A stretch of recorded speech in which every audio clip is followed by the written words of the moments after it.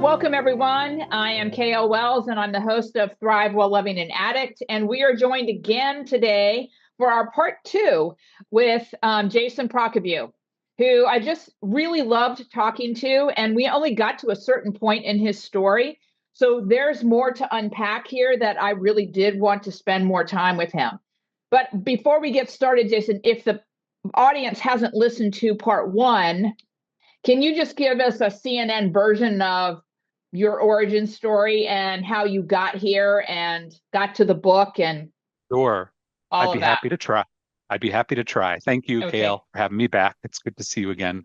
absolutely. As I, described in our first session together, the writer of a book called War Boys, which is about my Russian father's adoption when he was about 10 years old by the Nazis who murdered his family, the start of the Nazi invasion of Belarus in 1941. So it's about all of the trauma that my father, who was a little boy when all of Mhm, this happened, carried into parenting me and my 12 siblings. mhm, And also the years that he was an active drinker, which was way before I was born, but also for the first 10 years of my life. And then when I was about 10 years old, he quit cold turkey because he had cirrhosis of the liver and was told if he had another drink, he would die. He didn't drink ever again. So I had another 15 years with him after that point. mhm, He passed when I was about 25. As I mentioned in our last session, there was quite a bit of, that dry drunk personality. So he was no longer actively drinking, but he still mhm, carried a lot of the habits that he had shown while he was drinking into mhm. the rest of his life. Right, right. And where we left off last time, we left off really after you had interviewed him when you were in college. Yeah. And which I just still, I think it's remarkable that you had the foresight or the support and encouragement to do that. And then he actually showed up. You were able to get the truth of his story from him. So, for those of you who have not listened to part one, please go back and listen to it. It is riveting. Part of where we left off last time was this cocoon of trauma that I think most of us who have lived with or lived with someone who's dealing with substance use disorder or any kind of addiction, honestly, there's almost like this cocoon that surrounds you. Could you say more about this notion of the cocoon, but also beginning to break out of the cocoon and then creating life anew and rewriting your story? Yeah, absolutely. I think that is a sort of correct way to say that you're cocooned or you're somehow isolated from a lot of the Mhm, world during that time when you are living with the addict, but also living in the world of that addict. mhm, I think for me, leaving that cocoon, as I mentioned in our last conversation, there was a lot of change around that when I was in college because I saw other ways of being. I saw other mhm, families. I saw there were alternatives to perhaps the pervasive silence of the cocoon that I lived in, where mhm, anything sort of that was hurtful you couldn't speak about. I couldn't verbalize your own pain or when things were done to you that were, unfairly done and were whether they were bullying or abuse, you weren't able to really speak on it, mhm, process it, feel it. And a lot of those changes were happening for me in college, as I mentioned last time. Um, mhm, and then when I left college, I did go back to my family home in Massachusetts because I wanted to finish the interviews with my father that I had started in college. mhm, So he and I had already had this sort of emotional transformation between us, which I spoke about last time, where the actual interview process sort of softened him, mhm, and probably also softened me to him. And I went back home to Massachusetts from college in Ohio right into that same process of interviewing him. And I think it's interesting when I listened back to those tapes from that time after college. there were still these moments where he fought back against whatever question I was asking. Mm-hmm. And I heard this tape probably 5 years ago, which was by that time, almost 20 years old. Mm-hmm. And I asked some question at the beginning of the tape that he just did not like.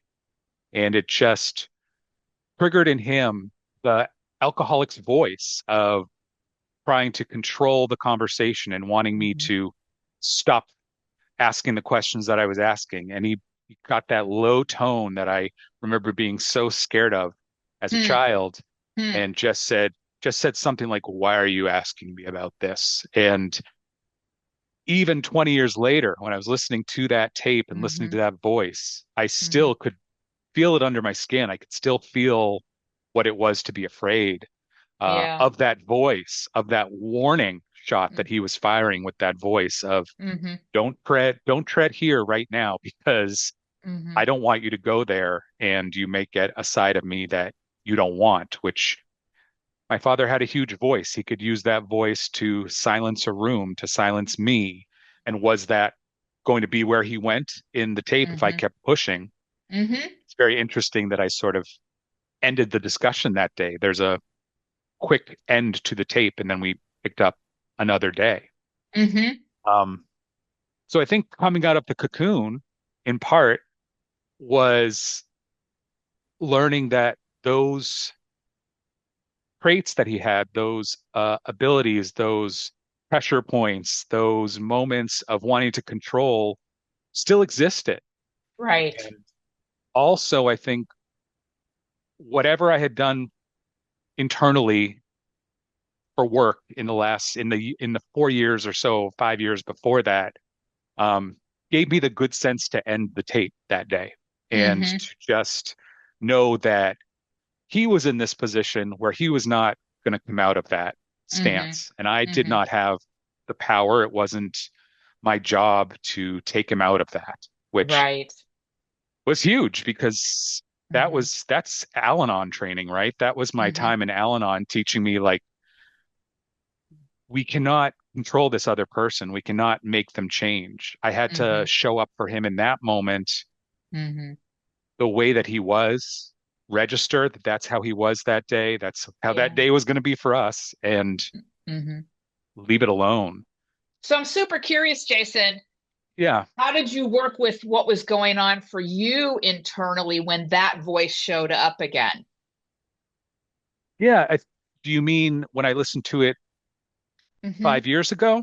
Mm-hmm. Yeah. Yeah, I was actually shocked. I was Mm-hmm. surprised that I had such a strong reaction to it. And I Mm-hmm. also recognized that on some level, I had forgotten that Mm-hmm. voice and I had forgotten that power.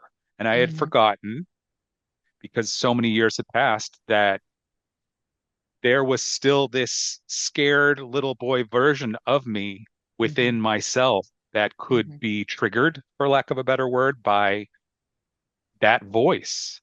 So thankfully, I was probably what, 44 when I heard this tape 5 years ago, I guess. I had a lot of resources at my disposal, thankfully, at that point. I Yeah. had family and friends who, at that point, were well aware of where I had come from, Mm-hmm. that now I could speak to them, talk to them, feel like I had a space to find comfort, Mm-hmm. um, find empathy. I also had therapists, so I just brought that to our sessions and Mm-hmm. said, "This is what I experienced listening to this tape." And I also was able to sit with those feelings, which was again a big change for me. Rather than push them aside or ignore them, I was able to actually sit in the discomfort of that restirred feeling. Mm-hmm. And it's not a good feeling, but I have learned over time it's better to sit through those feelings if they are Mm-hmm. negative and let them be in my body and let them move through. And it's an energy that I needed to allow instead of fighting. Mm-hmm. Um, So it was a process. It was, and I still think of that moment when I listen to those tapes and just remember how hard it was. I think for me, it was also beneficial because I Mm-hmm. did recognize that I had Mm-hmm. like forgotten that this was how it used to be. Like I had put it somewhere Mm-hmm. in my brain where I kind of locked it away. And Right. I don't necessarily want those things locked away. I Mm-hmm. want to know that they're there. I want to understand them, but I don't want to ignore them.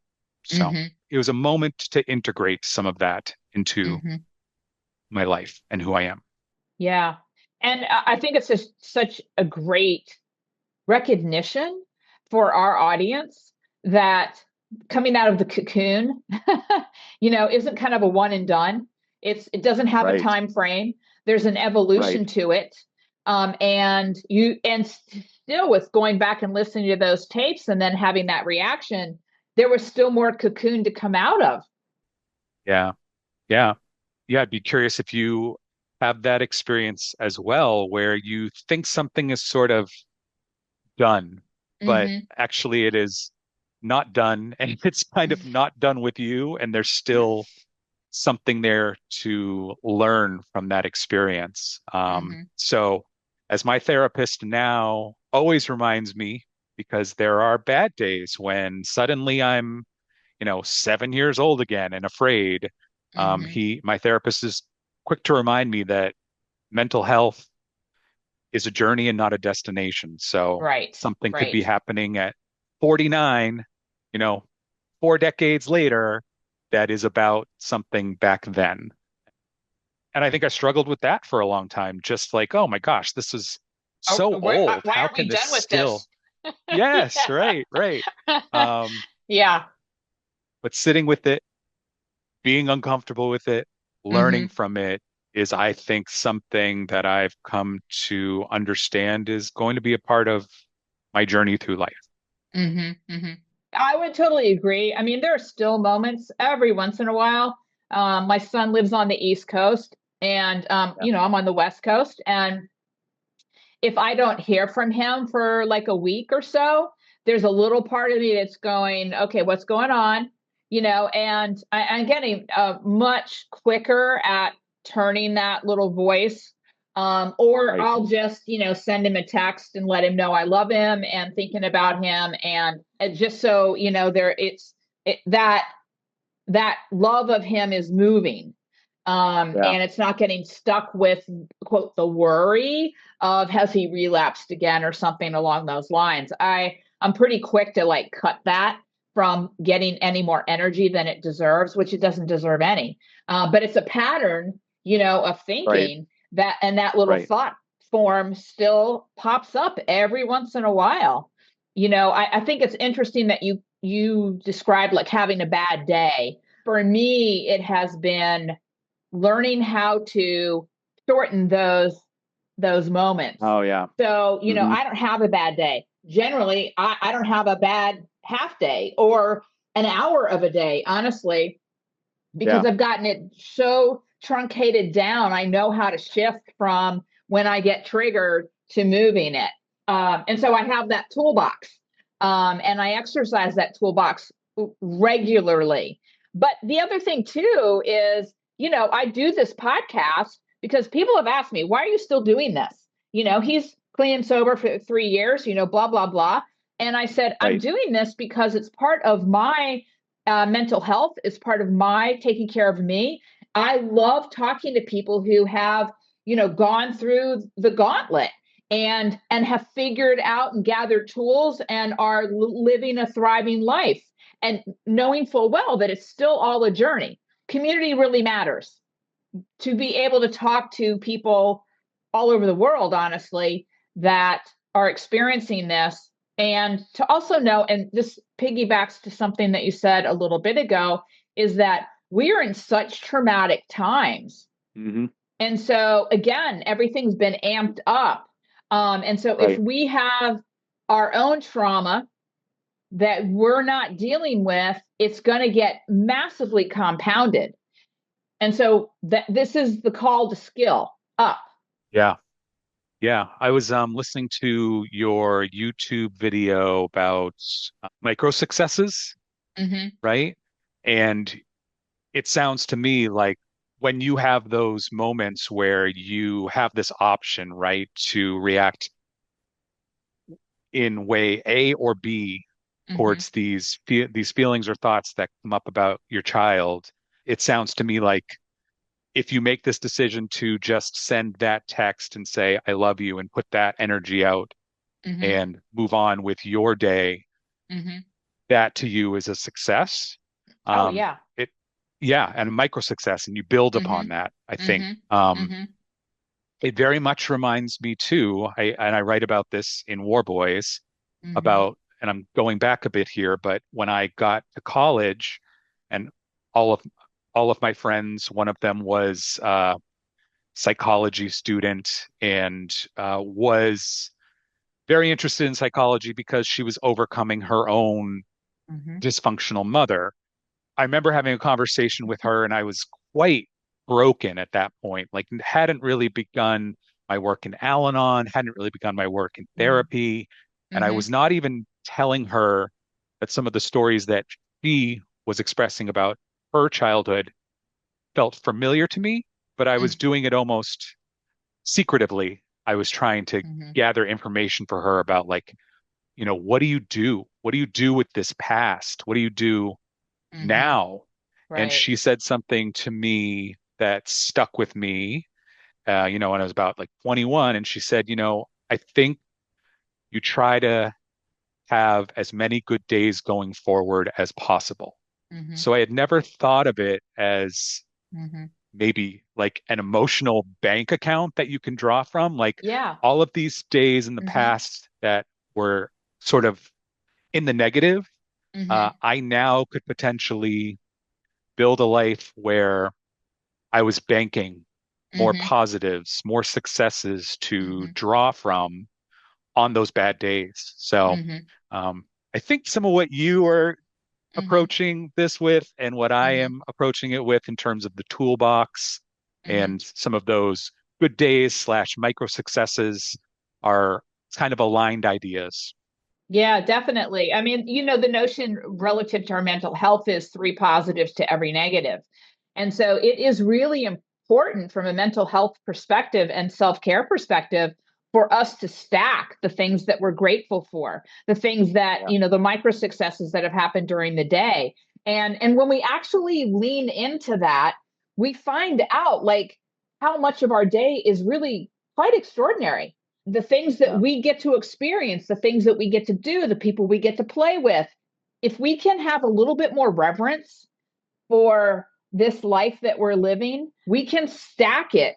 And when those little worries show up or something happens, we have far more of a reserve to draw from. Yeah. Yeah. And thinking back to your original question about that cocoon of Hmm. addiction, it can feel like that is an unrealistic idea when you're in the cocoon. Like you don't even have a concept Hmm. that that is possible because Hmm. the bad days have just stacked up, right? Yes. So getting out of the cocoon, I Hmm. guess, is very much true to that, bleary-eyed moment where, the animal breaks out of the cocoon and what can they see? It's all very blurry. It's all very strange. It's seemingly maybe impossible to navigate.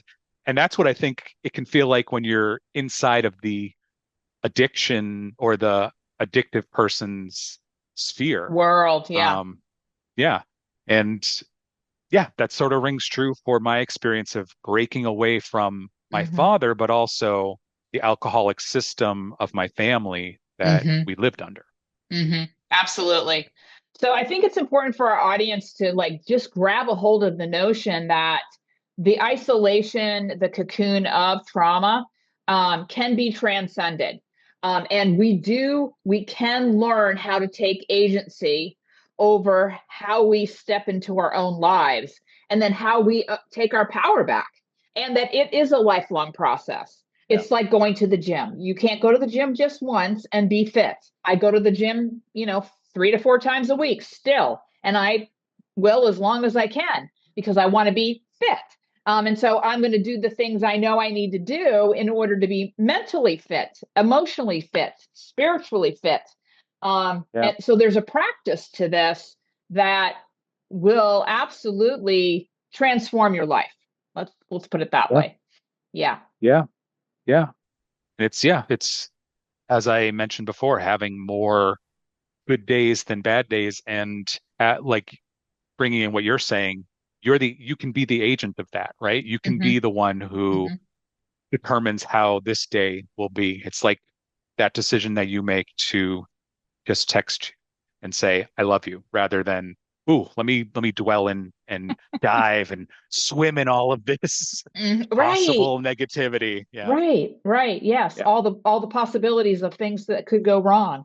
So there's a couple things. One is I do want to kind of move from college to, what was the life that you created for yourself? And as you did that, I'm assuming that you were rewriting the story along the way. Is that true? Rewriting the story of the actual book, or do Mm-hmm. you mean life? Okay. Life, life, life, Both. life. Both. Yeah, Okay. because you Yeah, wrote yeah. this book like years later, which I think Yeah. again is also fascinating. Um, and so let's do with that a little bit, and then I do want to get to the question I asked you earlier, but let's hold that for our audience. So, Yeah. what happened after Sure. college and going back and interviewing him again, and where did your life go then?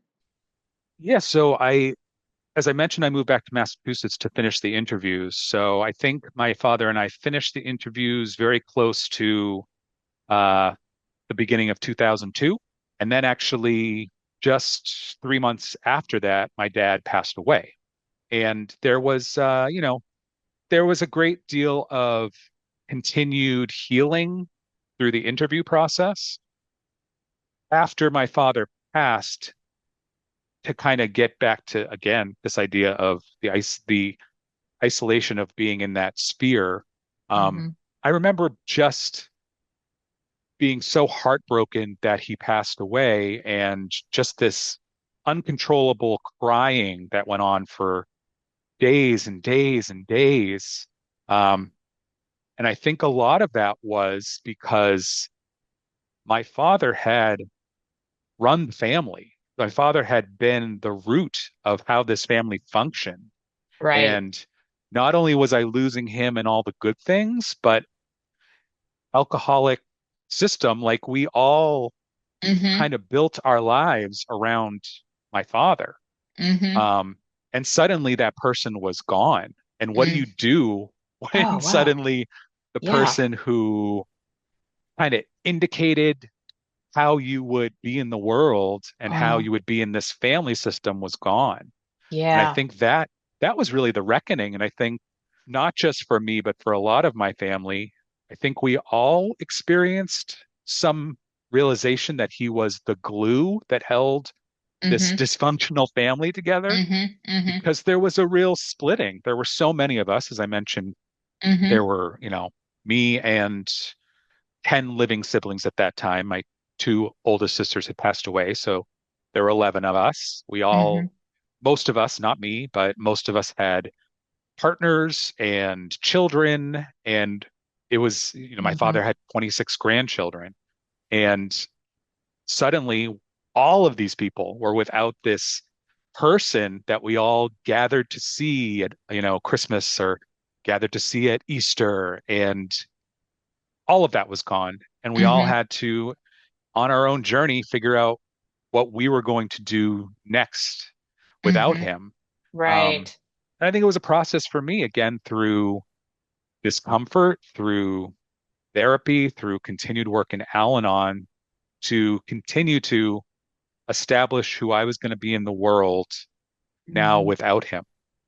And I eventually left the majority of my family behind because, in my opinion, they had not done a lot of the work Mm-hmm. to overcome what we had all taught was normal and what this family system had taught us to do and to be. Mm-hmm. Mm-hmm. Um, Anecdotally, when I was about 30, I went to my nephew's graduation party. So he was like 18, and I was there with four of my siblings, kind of the oldest. So they Mm-hmm. were all about, they were somewhere like 20 years older than me. So they were 50s or thereabouts. Yeah. And I sat at a picnic table with them, and the whole conversation that they had was just this bunch of grievances or negative expressions of their childhood because of my father, Mm-hmm. and because of my mother, and it just kept going on. I was a bit shocked because I was 30 and trying Mm-hmm. to like move beyond this, and they were Yes. 20 years ahead of me Mm-hmm. and still kind of swimming in these conversations. And I just had this realization like, I hope I'm not there where they are right now. And I do not want to be there at 50. I don't want to be tied to all of these stories in the same way. I don't want to be emotionally anchored to those Mm-hmm. moments from 50 years ago. So it was almost for me like a reminder to keep doing the work that I was doing. Yeah. Um, and also, it was a moment of, I don't feel like I belong here. Like, I don't feel Mm-hmm. like I can continue to grow as a Mm-hmm. person and Mm-hmm. move towards the life that I want if Mm-hmm. I am in this environment where we're just talking and rehashing things Mm-hmm. from 50 years ago. Of course, if there's a value to revisiting story, a value to processing what happened, I Mm-hmm. am I'm down for that. Like I want that to Mm-hmm. happen. Mm-hmm. But if Mm-hmm. it's just like a grievances and dwelling in that space of Mm-hmm. negativity, it was not for me. And Yeah. I recognized that it was not for me. And I recognized that Mm-hmm. a lot in my family going forward. And when I was about 33, I really even separated from my mother at Mm-hmm. that time Mm-hmm. because she was exhibiting a lot of those same tendencies that existed in my family to try to manipulate me to do things by the words that she used. And I was able at that point to recognize that that was going on. Mm-hmm. And it was a very hard decision that I made Mm-hmm. because my mother and I were close for a very long time in my life. Mm-hmm. Um, but it was a decision that I made that I did not want to move forward with that in my life. Yeah. And I chose estrangement from my mother in the last 2 years of her life. Mm-hmm. Um, Hard decision, it's still, Heartbreaking decision. yeah, breaks my heart that that's what it was, but I wasn't able to move forward towards the life that I wanted if I was Yeah. going to stay in that system, even with my mother. Right. Um, so it was a moment of big change. Yeah. Again, a lot of therapy went into processing that. Right. I'm sure you've had this moment where you're like, I'll just go Mm-hmm. back to this thing I'm familiar with. I'll just go back and be a Mm-hmm. part of the system. Mm-hmm. Um, and choosing not go back to that.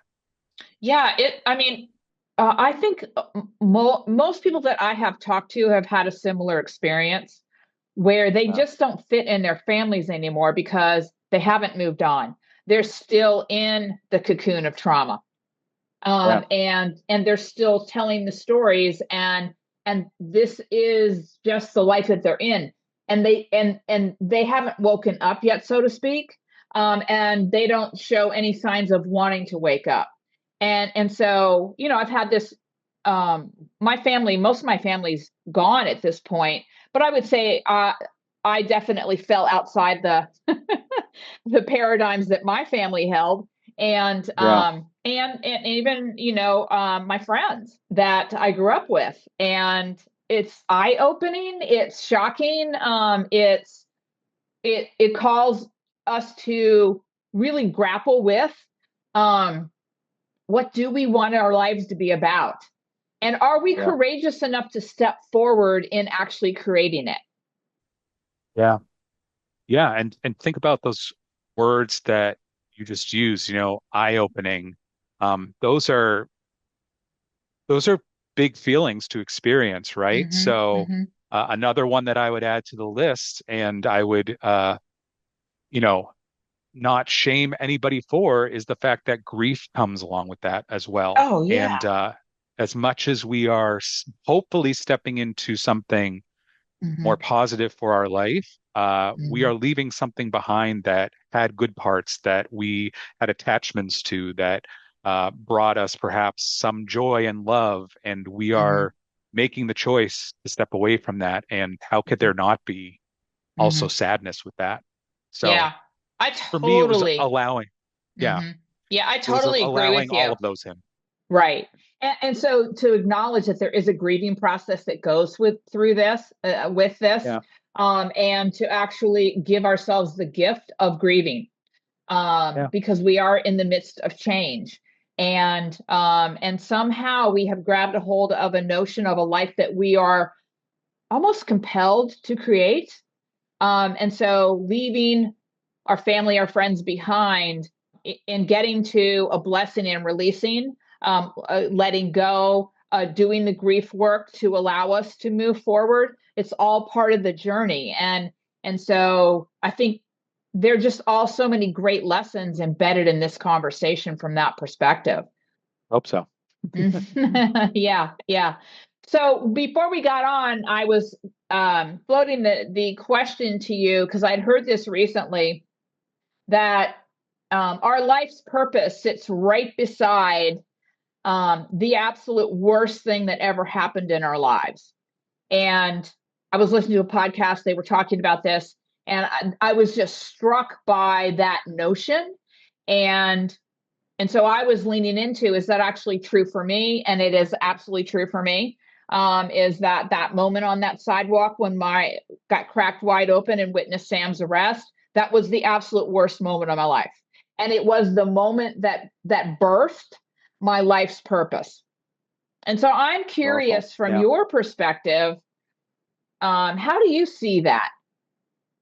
Might that be true for you too, Jason? Or Yeah, you posed this question to me before we started talking today, and mm-hmm, I think it's a question that I will ponder after our conversation. mm-hmm, But my quick kind of gut instinct, which sometimes is wrong, but sometimes I find later could actually have some truth to it, is that I think my moment was a long moment.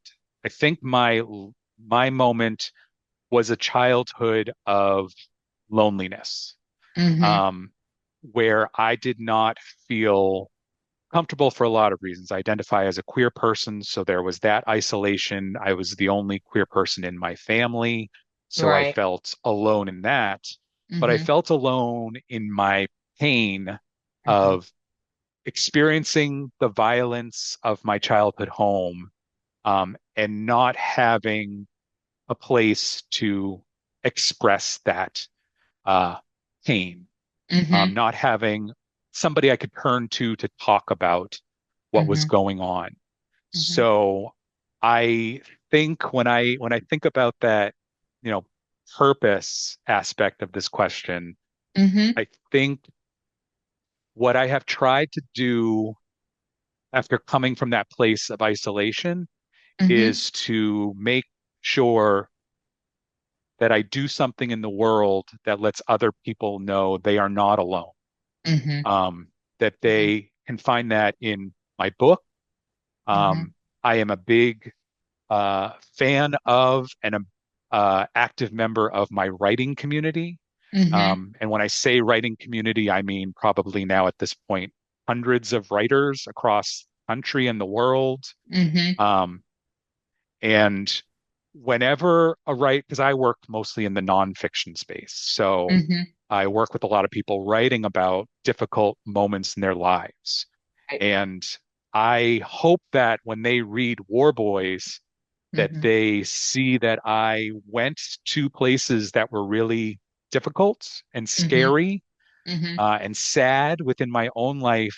Mm-hmm. And I reached out, through the pages, and Mm-hmm. I want that particular community to know that whatever they're going to put in Mm-hmm. those pages, whatever Mm-hmm. they show of themselves as scared or feeling small or unworthy, um, that they know they're not going to meet me as a reader or as a friend Mm-hmm. who's not who's going to like turn away from that Mm-hmm. or um, in any way shame them for telling whatever version of isolated or lonely alone that they feel that Right. um, they are not actually alone. That's what Mm-hmm. I hope that people get from War Boys, Mm-hmm. um, that people get from my involvement in the writing community, and hopefully even get from this Mm-hmm. Mm-hmm.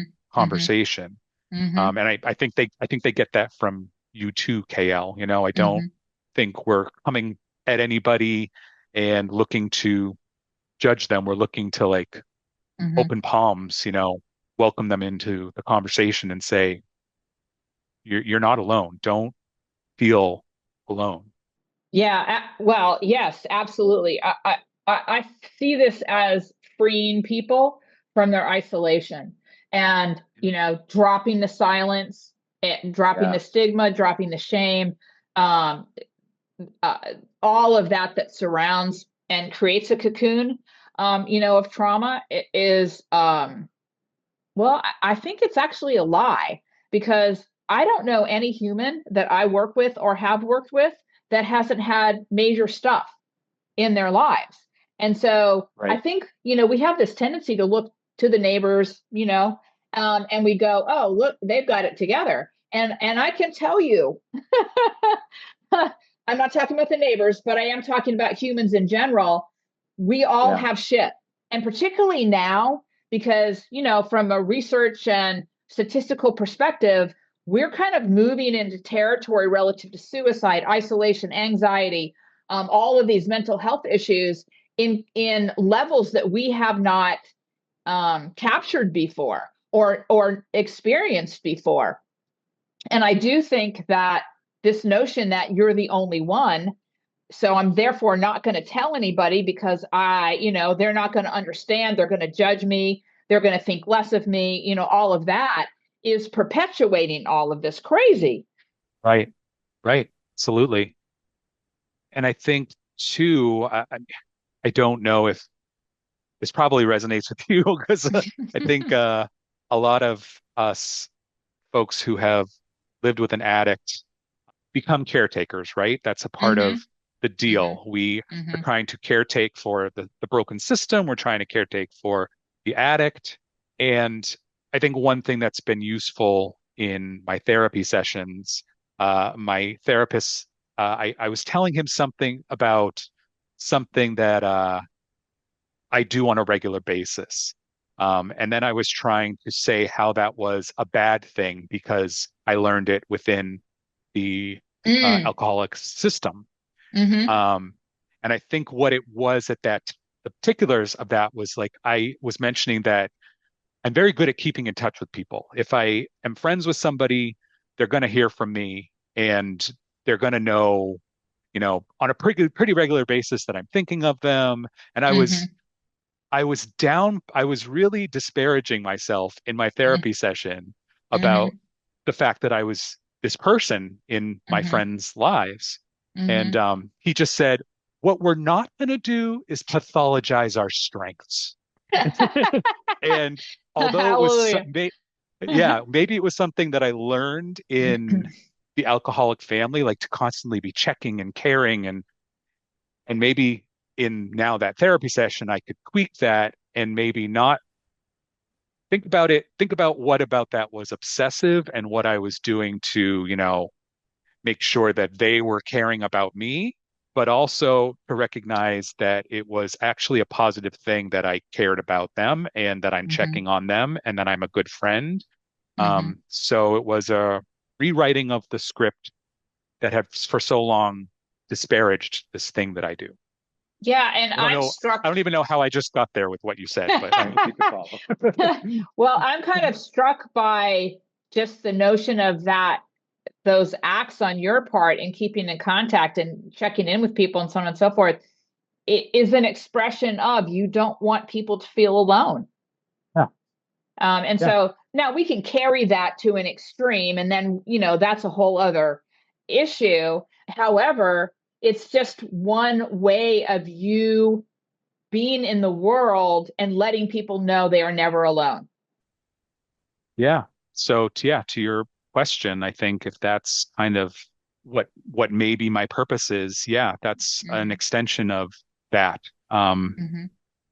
I feel very fortunate that my friends will tell me what is, not so great in their lives. And Hmm.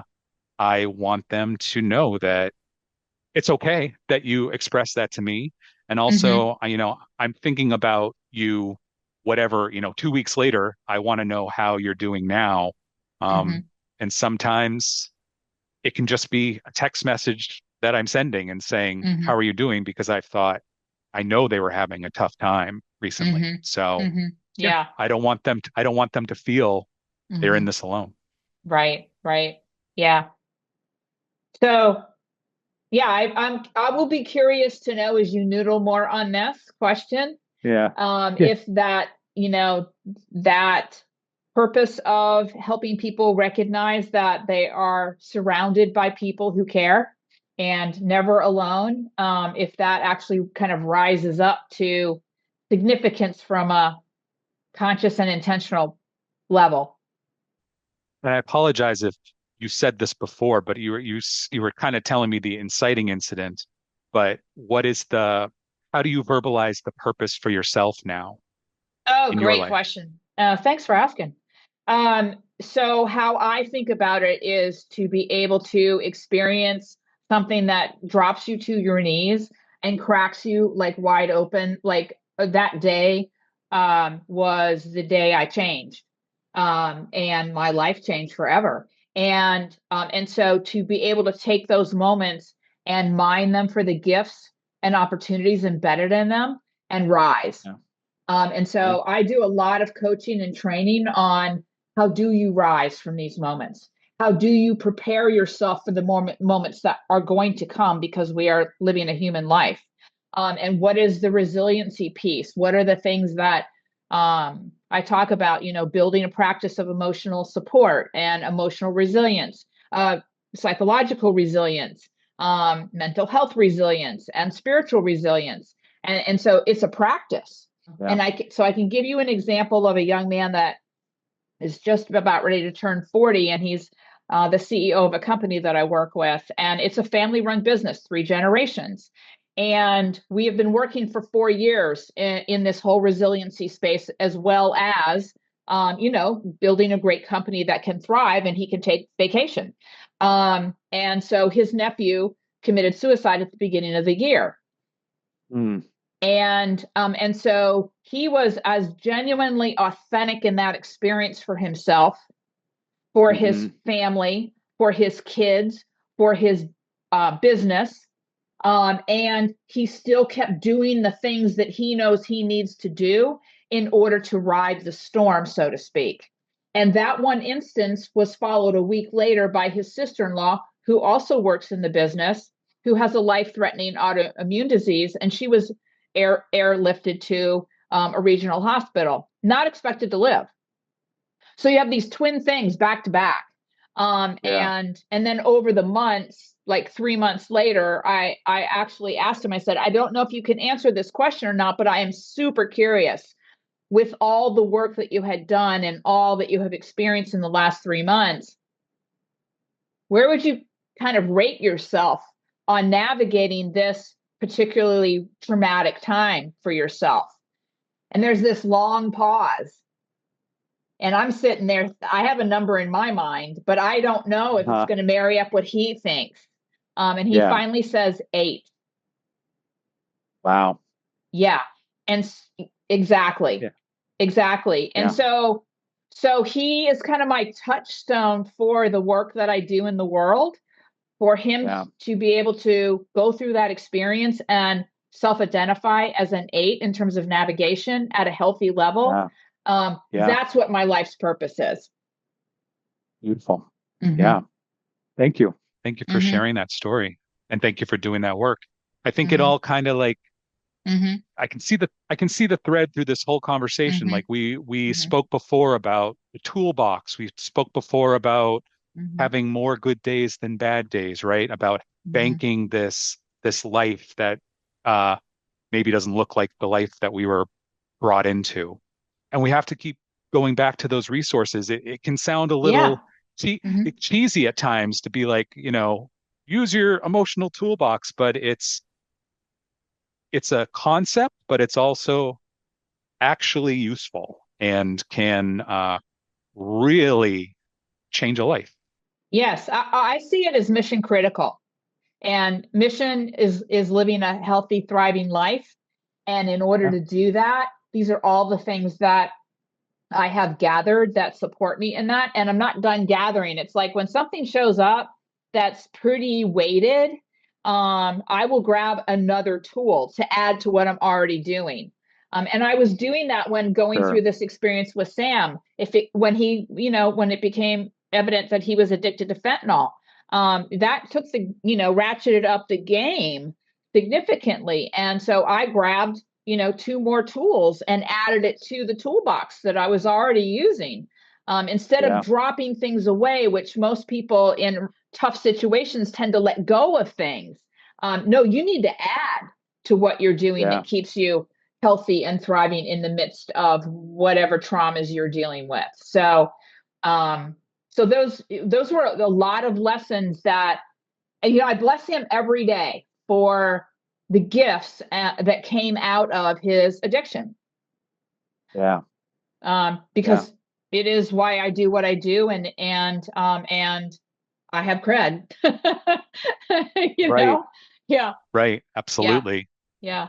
Yeah. And I think, goodness, for any person listening to this and listening to what you're conveying about your journey or what I'm conveying about my journey, and perhaps Mm-hmm. they are still within that cocoon and, Mm-hmm. you know, can't imagine what it looks like outside of, Right. please keep going. Please Yes. know that you are not alone. You are not, Mm-hmm. I don't mean to, because you definitely feel like you're the first person that this has ever happened to, and this is only Mm-hmm. me, but Mm-hmm. you, when you're in that cocoon, but you're Mm-hmm. not. And Mm-hmm. we who have left the cocoons uh, Mm-hmm. are here and are, I've got tools to loan. If you need some tools, like I'll give them to you. Yes, and so two more things, and then we'll kind of wrap this up. But Sure. is just keep taking one step at a time. Just keep taking Yep. one step at a time, and Yep. also every step that you take, celebrate. Those are the micro successes. Acknowledge yourself for having the courage to take those steps because you're you're moving into a world you don't know yet. Yeah. So it's an adventure if you can frame it that way. It's a Yeah. journey that you don't know, how this is going to go, and it takes courage to do that. Absolutely. Which I hope, like something with with the story you were telling about your client who was Mm-hmm. registering at an 8. Mm-hmm. I'm sure whatever amount of time before that he would have said a 4, Mm-hmm. and Mm-hmm. that is worth celebrating that you Mm-hmm. have gotten your reserves to the point where something registers like this and you are Mm-hmm. still thriving through Mm-hmm. it and not Mm-hmm. at a 4 where maybe you are would have been crawling. Right, exactly. Yeah. Yeah. So, well, Jason, we could we could talk all day. Been a pleasure. Yeah. Absolutely. I adore these conversations with you. And so what I do want to do is tell people how they can get a hold of you, how they can get a hold of your book. We will be this episode will launch like right before your book launches, so that we can hopefully, Yeah. give you a little kick into your Great. book getting out there to as many people as possible. Because Appreciate it. I think it's going to be transformative for a lot of people. Well, I certainly hope so. I'll show my cover as I'm supposed to do, right? War Boys. Mm-hmm, And you can mm-hmm. go to warboysbook.com and read all about it. And it comes out Great. on July 1st Okay. Awesome. Of 2026. I'm just going to of put a 2026. Yes. place marker on that. And so if somebody wants to reach out to you, how might they do that? Yeah, they can always email me at uh, all one word, writerjason@gmail.com. Okay, super. I just want to say how grateful I am for you doing this again, and sharing who you are and your journey. And it's been such a delight to get to know you. So thank you for the work that you're doing. Thank you for the courage to do all the things that you've done and put this book out into the world. Well, thank you. I appreciate you saying that. I appreciate you having me back. Mm. Podcasts and this hustle ahead of the book is all new to me because this is my first book, and you've Mhm. made it easy. But you really gave me great encouragement that in our first session you said, I want to have you back for a second session in the first session. So Mhm. thank you for that appreciation of what I'm kind of bringing to the table. Thank you for the work you do. It's been a great pleasure to talk to you again. Absolutely. Absolutely. So, for our audience, thank you for tuning in, and remember to thrive.